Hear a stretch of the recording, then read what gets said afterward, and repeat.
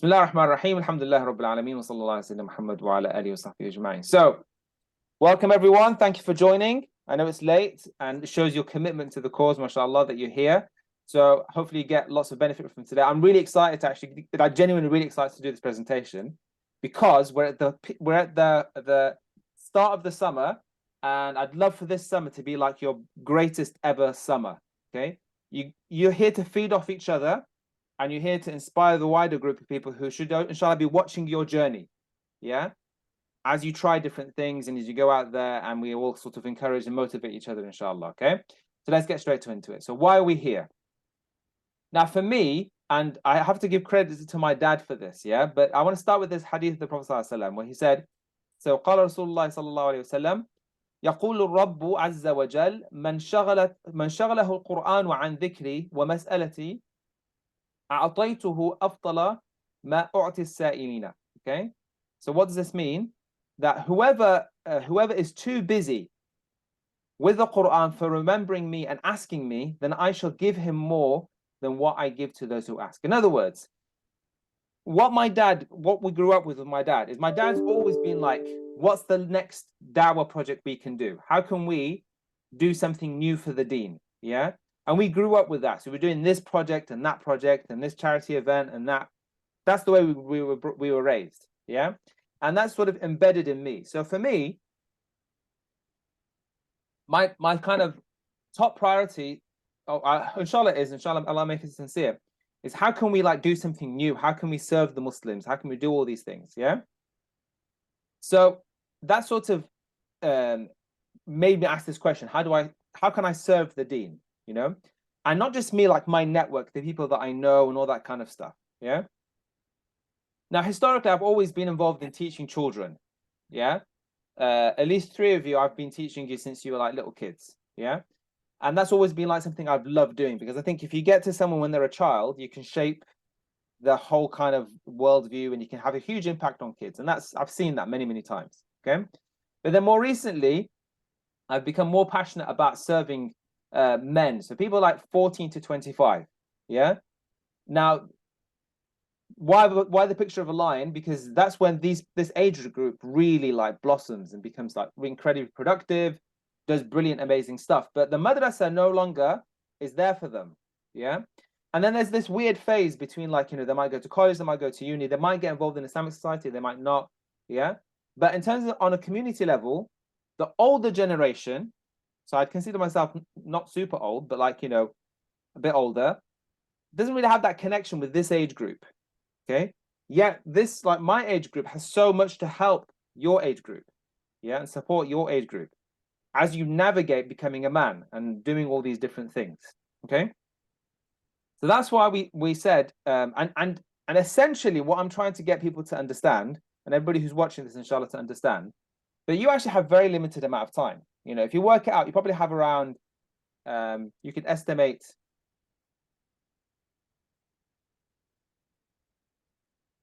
Oh, it's frozen. Okay, hopefully it will cooperate. But you have around 600,000 hours. Yeah. So that's how much physical time we have on Earth. Probably it could be a bit more, it could be a bit less. Is this working? Okay, let me just oh, there we go. 600,000 hours. Okay. Now, what a lot of people your age have a problem is that they don't realize they only have 600,000 hours. It hasn't really hit because they're still young. Okay. And often what's holding them back is what we call the debilitators. I said 7, but I think it might be a bit more than 7. I think it's 8 actually. Okay. And it comes from the hadith the Prophet ﷺ said, Allahumma inni a'udhu bika min al-hammi wal-hazan wal-ajzi wal-kasal wal-bukhli wal-jubn wa-dhal'i ad-daini wa ghalabat al-rijal. Okay, so there's these worry. So a lot of times people don't take action. They don't make use of their life because they're worried about the future. What could happen? What about artificial intelligence? What about this? What about they don't take action? Sadness, they're too stuck in the past. Oh, this happened, that happened, I'm embarrassed, blah, blah, blah. They don't take action. Okay. Weakness or inability, they don't know how to do it. They don't know how to set up a business. They don't know how to memorize Quran. They don't know how to do these things. Yeah. Laziness, a big thing. Yeah. Oh, I just want to play computer games. Just want to watch television. Yeah. Miserliness. They're too stingy with, not necessarily just with their money, with their time as well. As a young person, I've seen this a few times. It's very saddening. Oh, why would I volunteer for that charity? What's in it for me? They should pay me. Yeah. So they're stingy. Cowardice. Oh, I don't want to go online. Want my video to show on a screen, or I don't want to stand in front of people and give them dawah. What if they laugh at me? Yeah. Debt. This is a big issue. This is, people then get saddled with student debt and get saddled with all these, problems. They can't, and money, just running after money, running after money, running after money. Yeah. And overpowered by men. Some sort of problem with a person who's causing you hell and giving you a nightmare, all that kind of stuff. Yeah. But of them, these three are probably the three that I would really kind of focus on. Okay.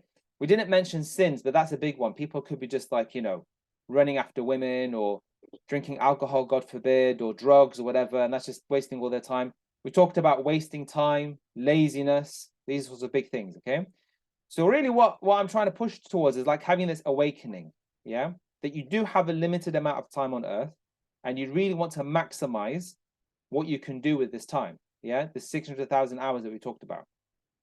And what I want you guys to be as action takers is essentially the role models for how it can be done. Because one thing that, having done like, I don't know, thousands of Jummah khutbahs and loads of classes, all that kind of stuff,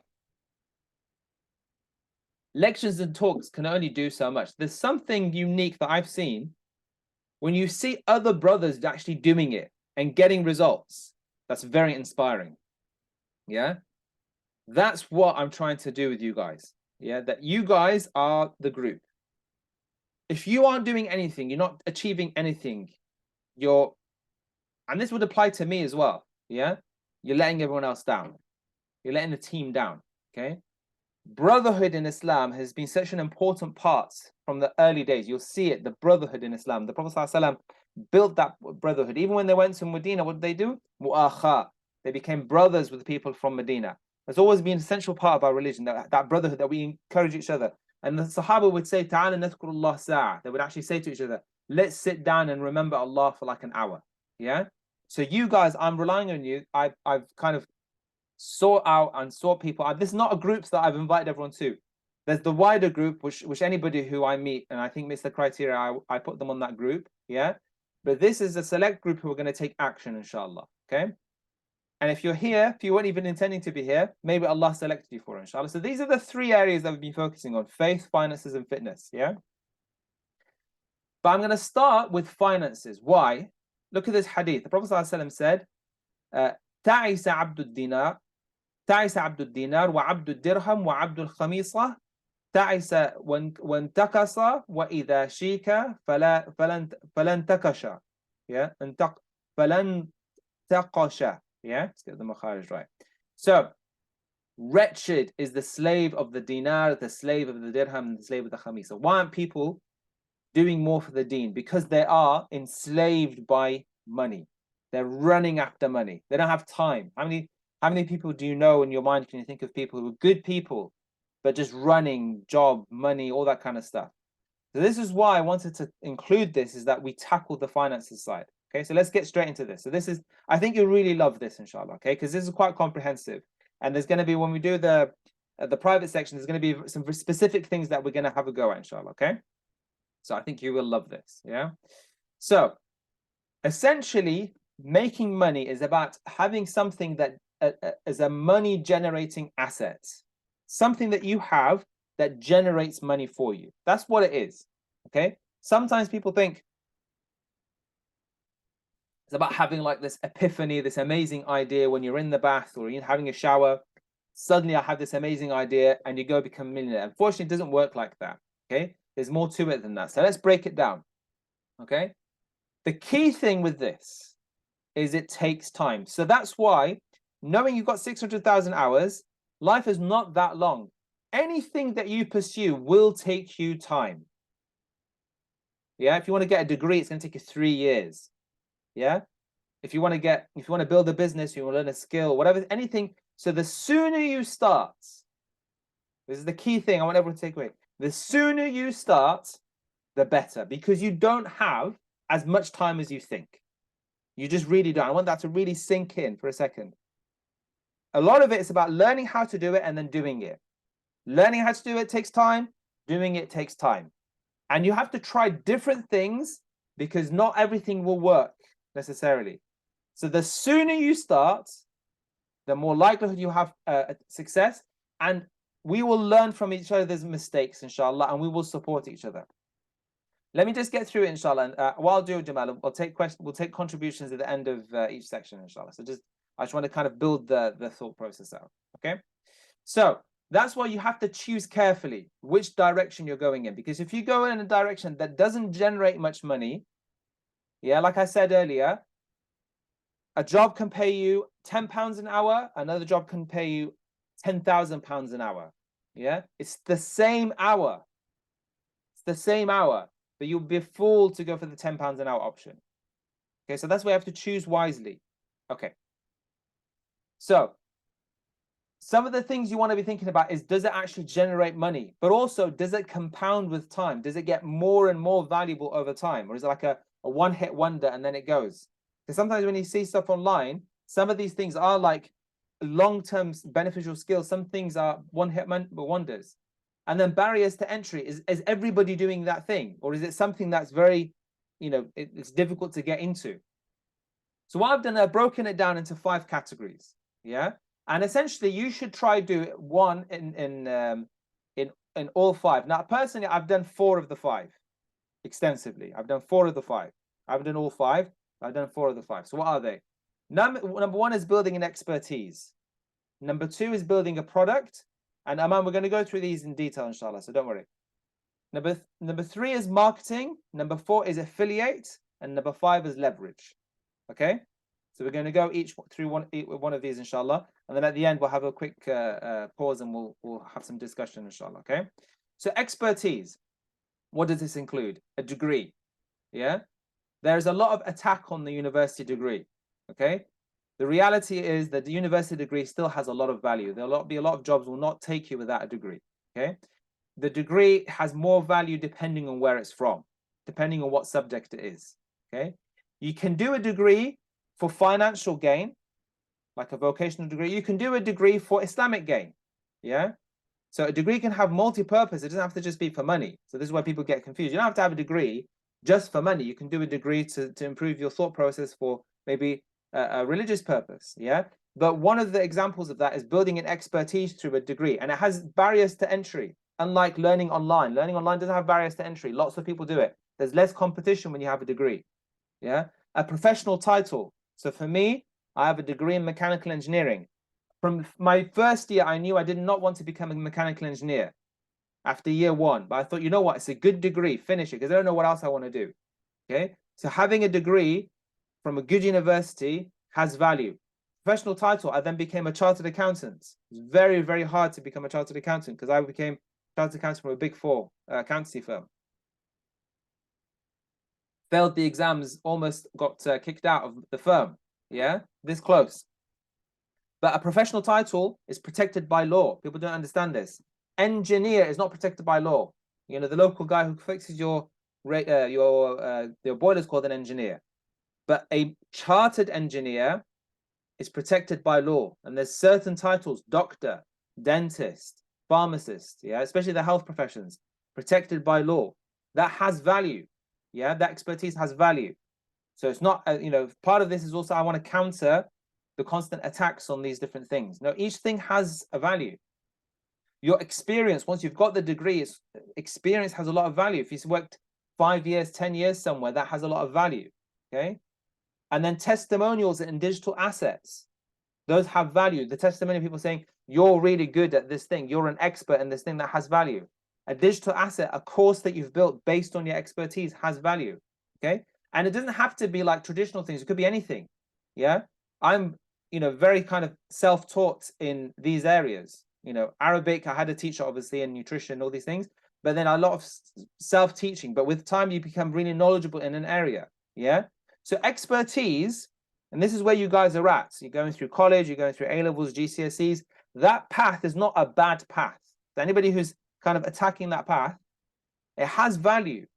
These things have value. There's high barriers to entry. They are respected. So you just need to think of it in terms of that way. Okay, so that's the first area.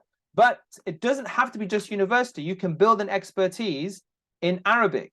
Start learning and teaching Arabic now. 20 years from now, you'll have a skill in teaching Arabic that's very sought after, and you've got that knowledge in it. Yeah, benefiting from, that's one of the things I can share from my own experience, is that I learned it for myself, but now I'm very experienced in learning and teaching Arabic. Okay, so it doesn't have to be something that you do at university. Anything that you build an expertise over time has value. Okay, the next one I haven't really done so much, which is making a product. Okay, so often when people think of business, they think of this, like doing a physical product, either making it or sourcing it from somewhere. Yeah, doing some software or doing a mobile application. We have a guy in the group who's done about 5 or 6 mobile applications. He's a good guy. E-commerce, very, very popular. Since I got married, I've had people in my wider family who they've just been doing e-commerce, and it's hard work. E-commerce, where you're just getting products that you did not make, is very difficult. It's very competitive. Yeah, low barriers to entry. Yeah, so something might seem really cool, but you have to think about, if you're going to become like a super expert in e-commerce, just know what you're getting into. Know that what about the competition? Is other people going to be able to compete with me? So you have to like know that that's going to, if there's low barriers to entry, you have to know that other people are going to be doing the same thing as you. Okay. Can you take these products and make it into intellectual property, something that you own? Yeah, like a patent, for example, that you've designed something, only you own that. That has a lot of value. And a brand as well. A brand has a lot of value as well. So if you can do e-commerce, but make a brand around it, build that brand, you can sell it for multi-millions. Yeah. Okay, the next ones aren't as long, inshallah. This one is extremely important, marketing. So I had this discussion with the brother who's done the apps. He said he does the apps. A lot of people think about the product, but they don't think about how to market it. So you have to learn marketing. So whether it's inbound, learning how to do digital marketing. I can't tell you the amount of courses and money I've spent on learning digital marketing, and I still feel I don't know very much. Yeah. Social media. Like if you guys from now start some kind of social media page and post every day, you will build up a big following. That'd be a simple thing for me to tell you to do now. Yeah. Just start up your own social media page and post anything on it. It doesn't really matter what. Yeah. Pick a theme, post regularly, learn how to do it. You'll get better at it. It's worth doing. If there's one thing that when I was younger, I would do, yeah, like that has a good multi-purpose function. You have a social media presence, and then you can do different things through that social media presence. Yeah. Copywriting, knowing how to sell, actually how to then put out copy there, so people then want to buy that, the actual writing of what you say. I'm not talking about just the advert. I'm talking about every part of it on the website, everything. Yeah.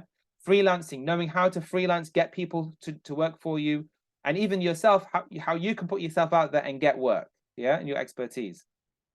And then just outbound and referrals. You can build a whole business based on referrals. Just doing ihsan, a good service, you can get a whole bunch of referrals. Okay. Affiliate, I'm only going to give one example. I'll tell you my personal experience with affiliate after in the private session. Okay, I want to make this a bit exclusive, this group, so share stuff just with you guys.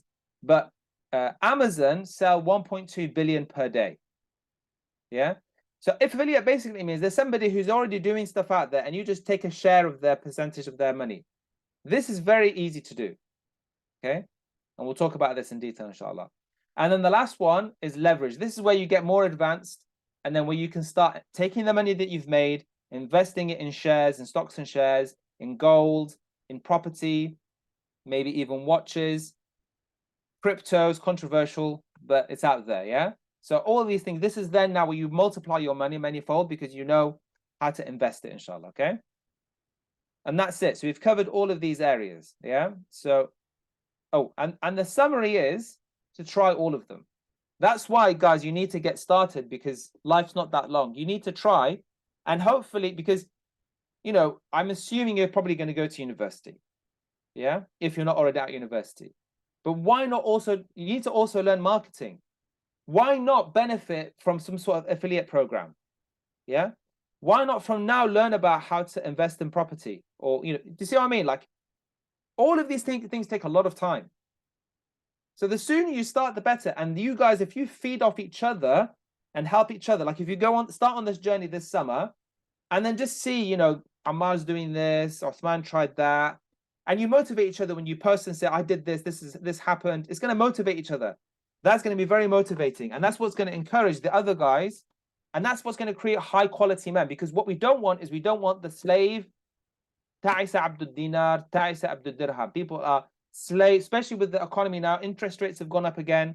Your generation is struggling to get deposits to buy houses, can't even afford rents, all the stuff you're hearing about. That's going to suck you up. If you're not careful, you're going to get sucked up with that stuff, and you're not going to be able to serve the deen, even if you want to. Okay.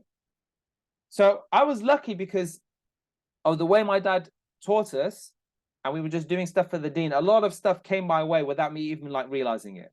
And that's why I look back and I think, subhanAllah, I'm very fortunate with some different things that happened to me. Okay. So let's have a bit of a discussion. And then the next two sections aren't that long, to be honest with you. The fitness and finance one, this was the long one. And I start with this because I think this is my dream. Okay, just hear me out.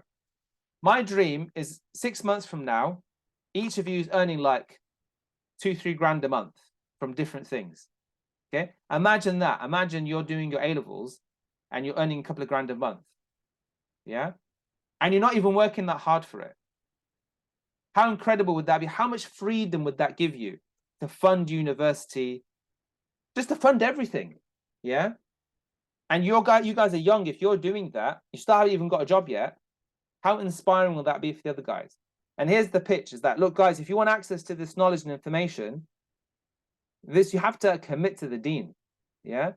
I'm not here doing this stuff here and giving my time because you're all like really good looking guys. Okay. Yeah. No comment. Yeah. I'm doing this because of the deen. Yeah. We're doing this for the sake of Allah. I don't even know you guys all that well, to be honest with you. Yeah. But this is on the understanding that this is the way that we can help each other. If we serve each other, and this is the way that I honestly believe, this is a new way of kind of like doing something for the deen in a different way.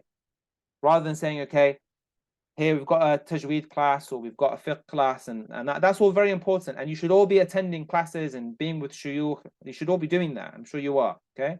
But this is a way that you guys can give back by taking action, trusting in Allah, and inspiring the other guys. And what will happen here, this is the last point I want to say. There might be a guy who's not that religious,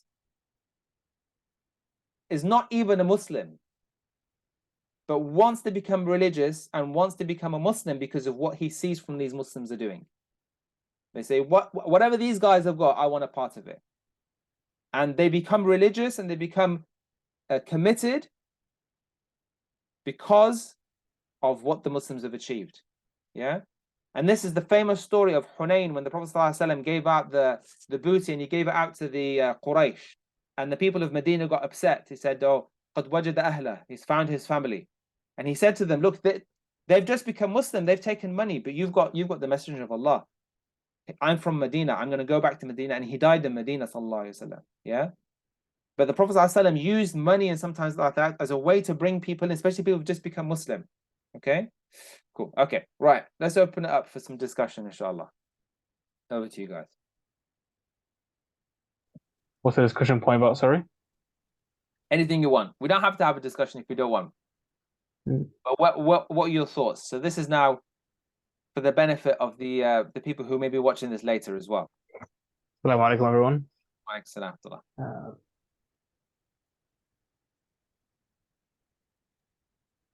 I've got something.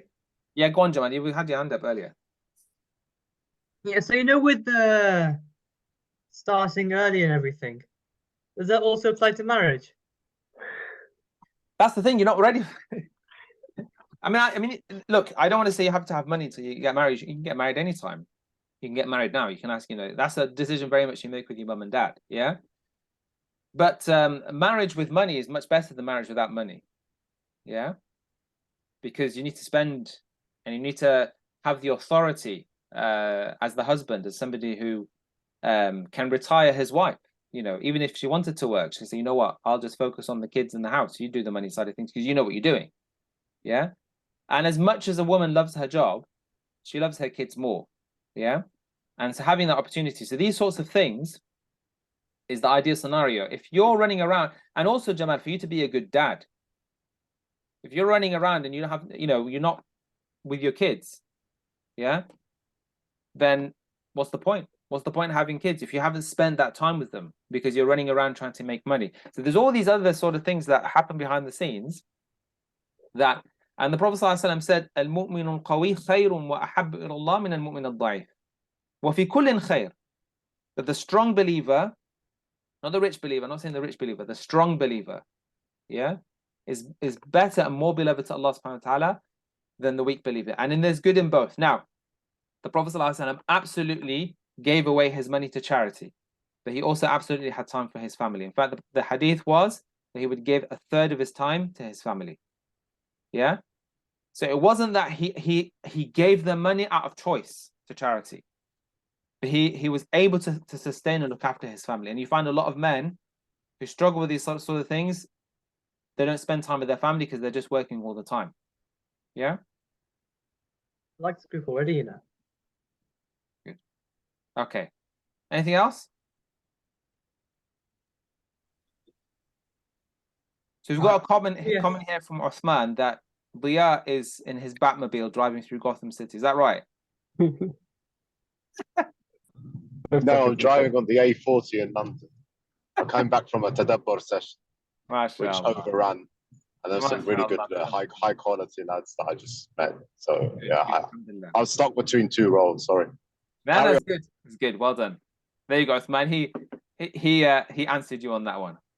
Right, let's keep going. I'm conscious that it's late. Unless there's anything specific, let's keep going, inshallah. Just a quick question. Yeah, what? How do you suggest we keep track of our time? Because I think that's the one thing that wasting time is like the biggest issue I personally have, and a lot of other young men go through. Like the number one issue we have is just not utilizing time well. So I would say distractions. Yeah, I would say that online. Yeah.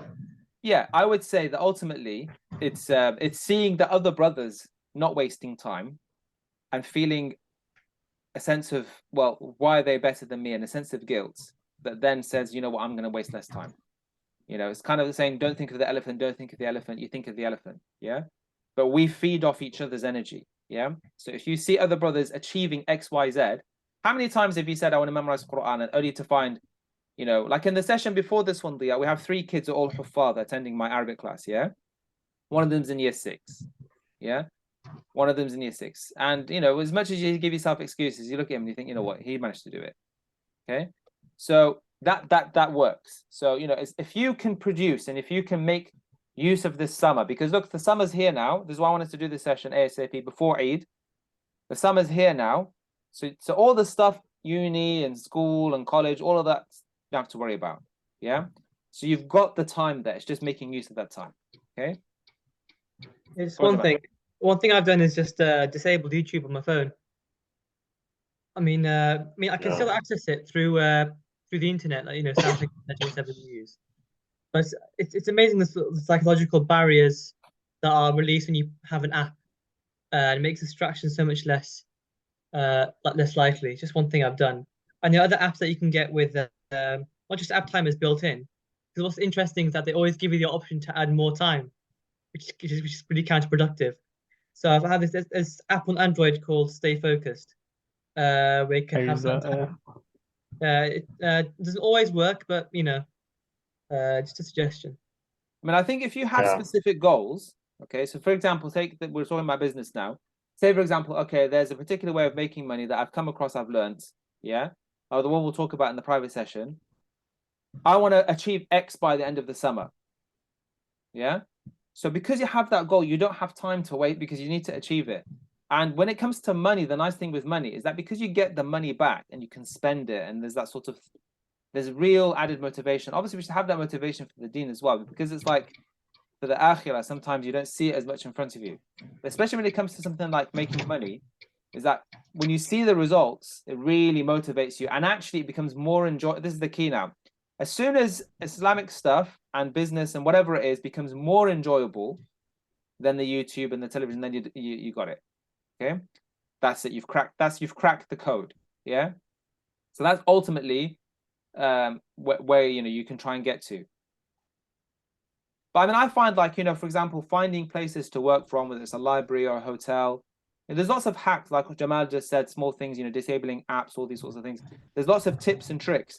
I think that ultimately you guys sharing what you're doing is the best way that, you can get you can get inspiration from somewhere else, inshallah. Okay, let's keep going. So I'll do the next two bits together, inshallah, okay? Right.